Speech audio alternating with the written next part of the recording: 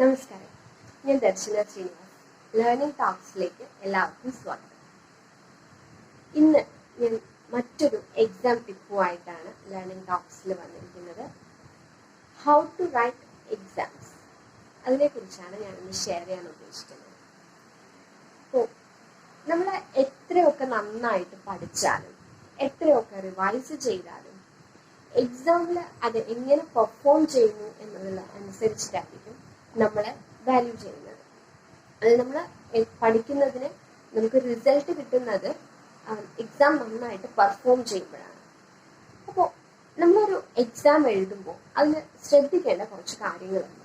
അതിനെക്കുറിച്ചാണ് ഞാനിന്ന് പറയാൻ പോകുന്നത്. അതിൽ ഒന്നാമത്തെ കാര്യം എന്ന് പറയുന്നത് ടൈം മാനേജ്മെന്റ് ആണ്.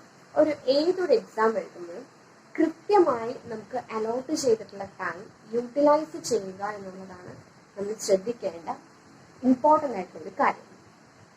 അതിന് ആദ്യം ചെയ്യേണ്ടത് നമുക്കൊരു ക്വസ്റ്റ്യൻ പേപ്പർ കിട്ടിക്കഴിഞ്ഞാൽ ഫസ്റ്റ് ക്വസ്റ്റ്യൻ പേപ്പർ കിട്ടുമ്പോൾ തന്നെ വേഗം അത് ആൻസർ ചെയ്യാൻ സ്റ്റാർട്ട് ചെയ്യാതെ ഫസ്റ്റ് നമ്മൾ കംപ്ലീറ്റ് ആയിട്ട് ക്വസ്റ്റ്യൻ പേപ്പർ ഒന്ന് അനലൈസ് ചെയ്യാം.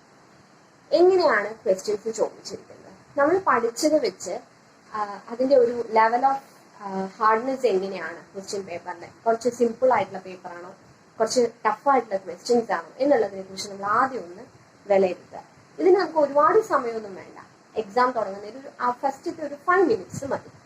അതേപോലെ തന്നെ നമുക്ക് അലോട്ട് ചെയ്തിട്ടുള്ള ടൈമിൽ എങ്ങനെ ഈ ആൻസേഴ്സ് എല്ലാ ക്വസ്റ്റ്യൻസിനും ആൻസർ ചെയ്യാൻ പറ്റുന്നുള്ള ഒരു ഐഡിയ നമുക്ക് കിട്ടും. നമുക്ക് കൂടുതൽ ടൈം സ്പെൻഡ് ചെയ്യേണ്ട ക്വസ്റ്റ്യൻസ് ഉണ്ടോ, അങ്ങനെയൊക്കെ ഉള്ള ഒരു ഐഡിയ നമുക്ക് കിട്ടും. അതിനുശേഷം വേണം നമ്മൾ ആൻസർ ചെയ്യാനായിട്ട് തുടങ്ങാം. വൺസ് നമ്മൾ ക്വസ്റ്റ്യൻ പേപ്പർ നമ്മൾ ആൻസർ ചെയ്യാൻ തുടങ്ങിക്കഴിഞ്ഞാൽ എപ്പോഴും ശ്രദ്ധിക്കേണ്ടത് ഓരോ ക്വസ്റ്റ്യൻസിനും നമുക്ക് സ്പെൻഡ് ചെയ്യേണ്ട ടൈമിനെ കുറിച്ച് നമുക്കൊരു ഐഡിയ ഉണ്ടാകും. അതിനേക്കാൾ കൂടുതൽ ഒരു പ്ലസ് ഓർ മൈനസ് കുറച്ച് ടൈം നമുക്ക് അതിൽ യൂട്ടിലൈസ് ചെയ്യാമെന്നുള്ളതല്ലാതെ നമ്മൾ ഒരു ക്വസ്റ്റ്യൻ ചെയ്ത് അത് കിട്ടുന്നില്ല എന്ന് പറഞ്ഞ് ഒരു പരിധിയിൽ കൂടുതൽ സമയം നമ്മൾ ആ ക്വസ്റ്റ്യനിൽ സ്പെൻഡ് ചെയ്ത് കഴിഞ്ഞാൽ നമുക്ക് അറിയാവുന്ന പല ക്വസ്റ്റ്യൻസും കറക്റ്റായിട്ട് ആൻസർ ചെയ്യാനായിട്ട് പറ്റില്ല. പലപ്പോഴും ഇപ്പോൾ നമ്മൾ നോർമൽ എക്സാംസ് അല്ലാതെ ഒബ്ജക്റ്റീവ് ടൈപ്പിലുള്ള ക്വസ്റ്റ്യൻസ് ഒക്കെ വരുന്ന എക്സാംസ് ചെയ്യുമ്പോൾ പലർക്കും പറ്റുന്ന ഒരു കാര്യമാണ് എല്ലാ ക്വസ്റ്റ്യൻസും അവർ കാണുക പോലും ഇല്ല. അറിയാത്ത ക്വസ്റ്റ്യൻ്റെ പുറത്ത് ഒരുപാട് സമയം സ്പെൻഡ് ചെയ്ത് അറിയുന്ന പല ക്വസ്റ്റ്യൻസും കറക്റ്റായിട്ട് അറ്റൻഡ് ചെയ്യാൻ പറ്റാത്തൊരു അവസ്ഥ വരും. അപ്പൊ അതിനാണ് ഞാൻ ആദ്യം പറഞ്ഞത്, എല്ലാ ക്വസ്റ്റ്യൻസും ഫസ്റ്റ് ജസ്റ്റ് ഒന്ന് നമ്മൾ നോക്കിക്കഴിഞ്ഞാൽ നമുക്ക് ഏകദേശം ഒരു ഐഡിയ കിട്ടും. അതിനുശേഷം നമ്മൾ ഓരോ ക്വസ്റ്റ്യൻസും അറ്റൻഡ് ചെയ്യുമ്പോൾ തന്നെ ടൈമിനെ കുറിച്ച് നമുക്ക് വ്യക്തമായിട്ടുള്ള ഒരു ധാരണ വേണം. എത്ര ടൈമാണ് ഞാൻ ഈ ക്വസ്റ്റ്യനിൽ സ്പെൻഡ് ചെയ്യുന്നത് എന്നുള്ളത്. ഒരുപാട് സമയം ഒരു ക്വസ്റ്റ്യനിൽ നമ്മൾ സ്പെൻഡ് ചെയ്യാതിരിക്കാം. എങ്കിൽ മാത്രമേ നമുക്ക് എല്ലാ ക്വസ്റ്റ്യൻസും കറക്റ്റായിട്ട് നമുക്ക് അലോട്ട് ചെയ്തിട്ടുള്ള ടൈമുള്ള എല്ലാ എക്സാംസും എന്തായാലും ഒരു ടൈം ഓറിയന്റഡ് ആയിരിക്കും. അല്ലാതെ അൺലിമിറ്റഡ് ടൈമൊന്നും നമുക്കില്ല. അപ്പൊ അതിനകത്ത് നമുക്ക് കറക്റ്റായിട്ട് ആൻസർ ചെയ്യാനായിട്ട് പറ്റും. അപ്പൊ ടൈം വളരെ ഇമ്പോർട്ടൻ്റ് ആണ്. രണ്ടാമത്തെ ഫാക്ടർ എന്ന് പറയുന്നത് ഓർഡർ ഓഫ് റൈറ്റിംഗ്. നമുക്കറിയാം ക്വസ്റ്റ്യൻ പേപ്പറിൽ ഒരു പർട്ടിക്കുലർ ഓർഡറിലായിരിക്കും ക്വസ്റ്റ്യൻസ് ഉണ്ടാവുക. അപ്പോൾ പല രീതിയിൽ ആൻസർ ചെയ്യുന്ന സ്റ്റുഡൻസ് ഉണ്ടാവും. ചില സ്റ്റുഡൻസ് കറക്റ്റായിട്ട് ഒന്നാമത്തെ ക്വസ്റ്റ്യൻ മുതൽ ലാസ്റ്റ് ക്വസ്റ്റ്യൻ വരെ കറക്റ്റ് ഓർഡറിൽ ആൻസർ ചെയ്യുന്ന സ്റ്റുഡൻസ് ഉണ്ടാവും. ചില സ്റ്റുഡൻസ് പ്രയോറിറ്റി കൊടുക്കുക, കൂടുതൽ മാർക്കുള്ള ക്വസ്റ്റ്യൻസ് ഫസ്റ്റ് എഴുതാം, കുറവ് മാർക്കുള്ള ക്വസ്റ്റ്യൻസ് പിന്നീട് നല്ല രീതിയിൽ ആൻസർ ചെയ്യുന്നവരുണ്ടാവും.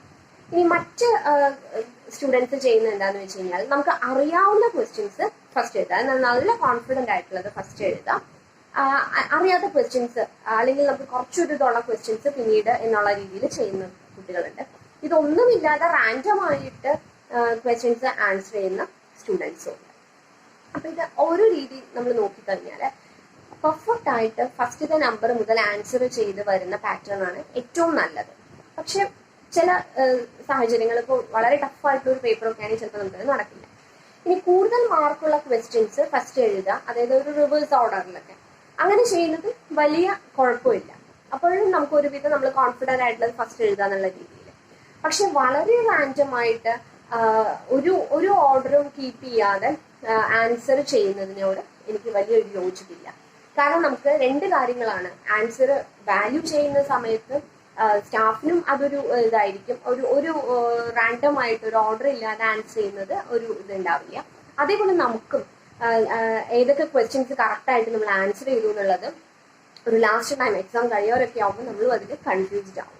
അപ്പോൾ ഒരു കൃത്യമായ ഒരു ഓർഡർ അല്ലെങ്കിൽ പാറ്റേൺ ആൻസർ ചെയ്യുമ്പോൾ എടുത്തു കഴിഞ്ഞാൽ വാല്യൂ ചെയ്യുന്ന സമയത്തും നമ്മളെ കുറിച്ചുള്ള ഒരു ഇംപ്രഷൻ വാല്യൂ ചെയ്യുന്ന ആൾക്ക് ഉണ്ടാവാനായിട്ട് ഒരു ഒരു പർട്ടിക്കുലർ ഓർഡർ ഫോളോ ചെയ്യുന്നത് എപ്പോഴും നല്ലതായിരിക്കും. അതാണ് ഓർഡറിനെ കുറിച്ച് പറയാനുള്ളത്. ഇനി പാറ്റേൺ ഓഫ് റൈറ്റിംഗ് എക്സാം നമ്മൾ എഴുതുന്ന സമയത്ത് ഞാൻ ആദ്യം പറഞ്ഞു, നമ്മൾ എത്രയൊക്കെ പഠിച്ചാലും അത് എങ്ങനെ അത് പെർഫോം ചെയ്യുന്നു അല്ലെങ്കിൽ നമ്മൾ എങ്ങനെയാണ് അത് പ്രസന്റ് ചെയ്യുന്നത് എന്നുള്ളത് വളരെ ഇമ്പോർട്ടൻ്റ് ആണെന്നുള്ളത്. അപ്പം നമ്മൾ ആൻസർ ചെയ്യുമ്പോൾ വളരെ നീറ്റായിട്ട് ആൻസർ പേപ്പർ കീപ്പ് ചെയ്യാനായിട്ട് നോക്കാം. അപ്പോൾ അവിടെ നമ്മുടെ ഹാൻഡ് റൈറ്റിങ്ങിനേക്കാൾ കൂടുതലായിട്ട് ഹാൻഡ് റൈറ്റിംഗ് ബെസ്റ്റ് ആവണം, പക്ഷെ ഇല്ലെങ്കിൽ പോലും നമ്മൾ എഴുതുന്നത് വളരെ നീറ്റായിട്ട് എഴുതാം. ഒരു എസ്സേ ടൈപ്പ് ക്വസ്റ്റ്യൻസോ അല്ലെങ്കിൽ അങ്ങനെയൊക്കെ എഴുതുന്ന സമയത്ത് ഹെഡിങ് കുറച്ച് ബോൾഡായിട്ട് നമുക്ക് കൊടുക്കാം. ഇമ്പോർട്ടൻ്റ് ആയിട്ട് വരുന്ന കാര്യങ്ങൾ നമുക്ക് അണ്ടർലൈൻ ചെയ്യാം. ഫോർമുലാസും ഇക്വേഷൻസും എല്ലാം തന്നെ നമുക്ക് ഒരു ബോക്സിനകത്ത് കൊടുത്ത് അത് ഹൈലൈറ്റ് ചെയ്യാം. അതേപോലെ നമ്മൾ ഫിഗേഴ്സ് ഒക്കെ വരയ്ക്കുകയാണെന്നുണ്ടെങ്കിൽ അത് നീറ്റായിട്ട് വരയ്ക്കുക, അതിൽ ഫിഗർ ക്യാപ്ഷൻ കറക്റ്റായിട്ട് കൊടുക്കുക.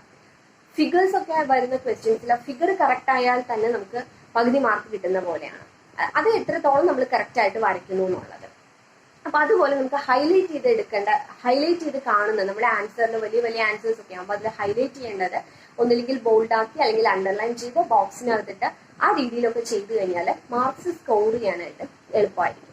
അതേപോലെ പ്രോബ്ലമാറ്റിക് ആയിട്ടുള്ള ക്വസ്റ്റ്യൻസ് ആണെന്നുണ്ടെങ്കിൽ നമ്മൾ ആൻസർ ചെയ്ത് കഴിഞ്ഞാൽ ലാസ്റ്റ് നമുക്ക് ഫൈനൽ റിസൾട്ട് ഇതേപോലെ തന്നെ ഹൈലൈറ്റ് ചെയ്ത് എടുത്തു കഴിഞ്ഞാൽ വാല്യൂ ചെയ്യുമ്പോൾ നമുക്ക് മാർക്ക് സ്കോർ ചെയ്യാനായിട്ട് എളുപ്പമായിരിക്കും.